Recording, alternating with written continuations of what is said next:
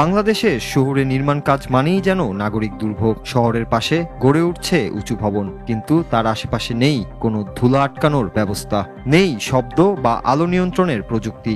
ধুলাবালিতে ঢেকে যাচ্ছে ফুটপাত, বাতাসে উঠছে বিষাক্ত কণা, যা শিশু, বৃদ্ধসহ সবার শ্বাসতন্ত্রে বিপদ ডেকে আনছে। অপরিকল্পিত এসব নির্মাণ কাজের ফলে ঢাকা বারবার উঠে আসে বিশ্বের শীর্ষ দূষিত শহরের তালিকায়। এমন অবস্থায় চীন দেখিয়েছে এক পরিবেশ বান্ধব উদ্ভাবন, যা হয়তো ভবিষ্যতে পথ দেখাতে পারে বাংলাদেশকেও।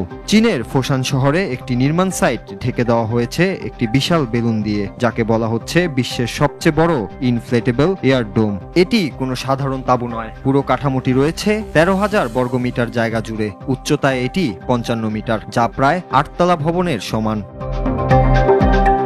পলিস্টার কাপড়ে তৈরি এই বেলুনটি বিশেষভাবে ডিজাইন করা, যাতে এটি শুধুমাত্র বাতাস দিয়ে ফুলিয়ে শক্ত অবস্থানে রাখা যায়। এর ভেতরের বায়ুচাপ বাইরের চেয়ে সামান্য বেশি, ফলে ভেতরের ধুলো বাইরে বের হয় না। এমনকি পুরো মেমব্রেন দেয়াল বাইরের দিকে শব্দ ছড়ানো আটকে দেয়, যা শহরের অন্যান্য এলাকার বাসিন্দাদের জন্য স্বস্তির বিষয়।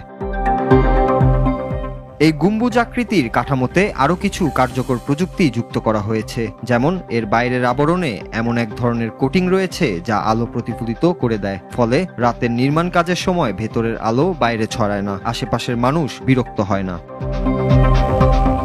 শুধু শব্দ ও আলো নয়, এই গম্বুজ নির্মাণ কাজকে আবহাওয়ার বিরুদ্ধেও সুরক্ষা দেয়। বৃষ্টি, তীব্র রোদ, এমনকি হালকা তুষারপাতেও কাজ বন্ধ রাখতে হয় না। এর সবচেয়ে বড় সুবিধা হলো এই পুরো কাঠামো মাত্র 10 দিনের মধ্যে স্থাপন ও অপসারণযোগ্য, অর্থাৎ এটি অস্থায়ী প্রকল্পের জন্য উপযোগী।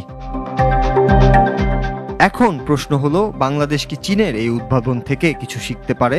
আমাদের মতো ঘনবসতিপূর্ণ ও দূষণপ্রবণ শহরে এমন প্রযুক্তির বাস্তবায়ন অত্যন্ত প্রয়োজনীয় হয়ে উঠেছে। ভবিষ্যতের শহর শুধু বড় ভবনের নয়, বরং সচেতন নগর পরিকল্পনারও। নির্মাণ হবে, উন্নয়ন চলবে, তবে সেটা যেন মানুষের শ্বাস ও ঘুমের স্বাধীনতা কেড়ে না নেয়। চীনের এই বেলুন গম্বুজ হয়তো এক নতুন সম্ভাবনার দিগন্ত উন্মোচন করছে, যেটি শুধু চীন নয়, উন্নয়নশীল দেশগুলোতেও একটি কার্যকর উদাহরণ হয়ে উঠতে পারে।